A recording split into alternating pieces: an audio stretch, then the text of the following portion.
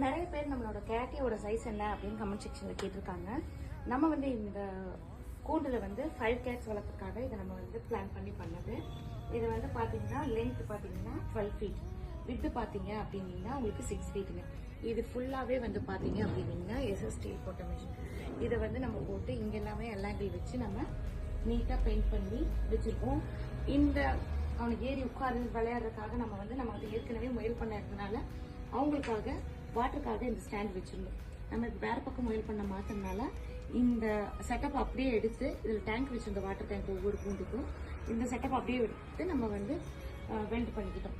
இது மாதிரி வந்து ஒரு 5 வச்சிருக்கோம், 5, 6 இந்த மாதிரி வச்சிருக்கோம். மேலே ஏறி விளையாடுறதுக்கு உட்கார்றதுக்கு இதுல எல்லாமே வந்து பாத்தீங்க அப்படின்னீங்கன்னா நம்ம வீடு ரெனோவேட் ஒர்க் போகும்போது நமக்கு டைல்ஸ் வாங்கணும். அந்த டைல்ஸ் மிச்சமானதில் இதில் கட் பண்ணி போட்டோம்.